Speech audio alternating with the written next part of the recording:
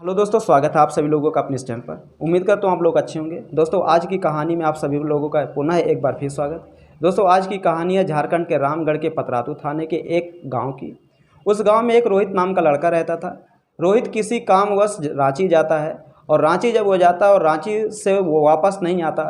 जब रांची से वो वापस नहीं आता तो घर वालों को बहुत ही बेचैनी होती है, घर वालों को टेंशन होती है कि हमारा बेटा वापस क्यों नहीं आया। और सबसे पूछते हैं।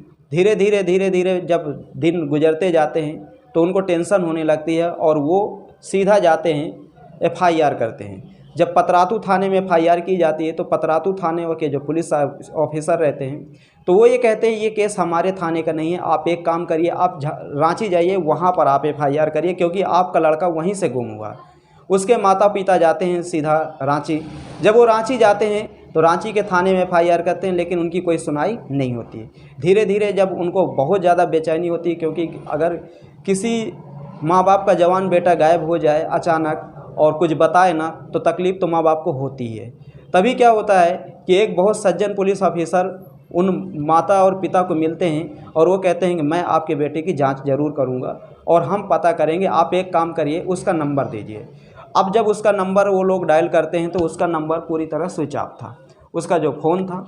उसके बाद क्या होता है कि वो सीधा उस नंबर को सर्विलांस में लगाते हैं और वो ये चेक करने का प्रयास करते हैं कि लास्ट कॉल इसकी किससे हुई है। धीरे धीरे करते करते जब ये जानकारी उसकी बहन चंचल को लगती है तो चंचल काफ़ी ज़्यादा रोती है, क्योंकि अब भाई है और बहन है तो भाई बहन का प्यार बहुत ही निराला होता है, बहुत बड़ा होता है और बहुत विश्वसनीय होता है। बहन भाई की तलाश में, भाई की खोज में इधर उधर घूमती है, आंसू बहाती है। तभी क्या होता है कि पुलिस वालों को एक अच्छा सबूत लगता है। पुलिस वाले ये कहते हैं कि लास्ट कॉल जो रोहित कुमार है वो अपनी बहन चंचल को ही किया था, उसके बाद वो किसी को कॉल नहीं किया। तभी क्या होता है कि रोहित कुमार की जो बहन थी उससे पूछताछ की जाती है तो वो कहती है हाँ, भाई ने मेरे पास फ़ोन किया था और मैं भाई से ये कही थी कि तू पतरातू आ रांची से, मैं तुझे यहाँ पर रिसीव कर लूँगी। तब वो आ रहा था लेकिन वो आया नहीं है, तो मुझे बहुत तकलीफ़ हो रही, मेरा भाई क्यों नहीं आया, पता नहीं किस हालात में होगा, कहाँ पर होगा, और ये जानकारी मुझे नहीं है, केवल मेरी बात हुई थी। तभी क्या होता है कि पुलिस वालों को कुछ शक होता है और वो उसकी बहन चंचल को गिरफ़्तार कर लेते हैं। गिरफ़्तार करने के बाद थाने ले जाते हैं। थाने में उसकी बहन को पहले प्यार से पूछते हैं, लेकिन वो प्यार से कोई चीज़ बताने को तैयार नहीं थी। तभी क्या होता है, दो महिला जो कांस्टेबल थी वो चंचल को मारने लगती है। जब मारने लगती है तो कहते हैं मार के आगे भूत भी कबूल देता है। तभी क्या होता है कि चंचल सारी कहानी कबूल देती है, सारी घटना को बताती है कि हाँ उसके साथ क्या हुआ क्या नहीं हुआ। तब चंचल बताती है कि मेरा एक मुस्लिम लड़के के साथ अफेयर था और मेरा भाई इस चीज़ को जानता था और मेरा भाई मुझे बार बार यही कहता था कि वो लड़का अच्छा नहीं है, तुम उससे प्यार मत करो, और मुझे ये बात अच्छी नहीं लगती थी अपने भाई की। तभी मैंने प्लानिंग किया उस लड़के के साथ मिल करके कि अब या तो इस दुनिया में ये रहेगा या तो फिर मैं रहूँगी। तभी उस चंचल क्या करती है, अपने आशिक को लेकर के, और आशिक के 2-4 दोस्त रहते हैं, 4-5 लोग मिल करके उसको अगवा करते हैं और अगवा करने के बाद सीधा जाते हैं, उसे मारते हैं और वो रोहित मर जाता है।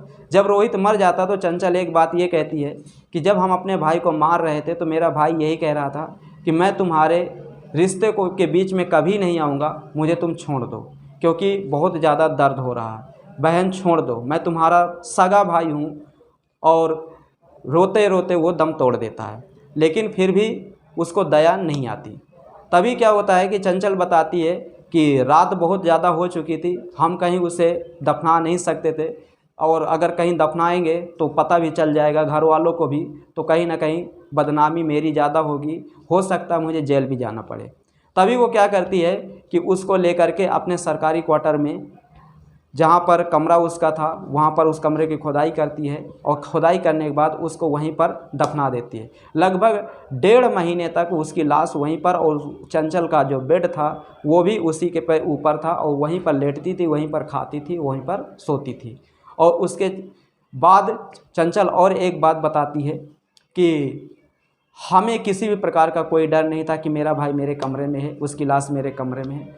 तभी पुलिस को जब ये सारी जानकारी मिलती तो पुलिस उनके गार्जियनों को बताती है, रोहित कुमार के उसके माता पिता को बताती है, और उसके माता पिता फूट फूट के रोने लगते हैं कि अब हकीकत में हमारा बेटा इस दुनिया में नहीं है, और अपनी बेटी को भला बुरा कहने लगते हैं। उसकी बेटी को, चंचल को, पुलिस गिरफ्तार कर लेती है, जेल भेज देती है, और जा कर के वहाँ पर खुदाई शुरू करती है।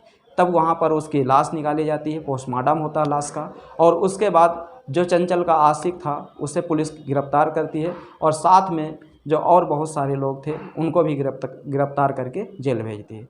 तो दोस्तों, इस कहानी से हमें यह सीख मिलती है कि इस संसार में हमारा कोई नहीं है, हमारा अगर कोई है तो हमारी जो किताबें हैं यही हमारी हैं, बाकी हमारा इस संसार में कोई नहीं है।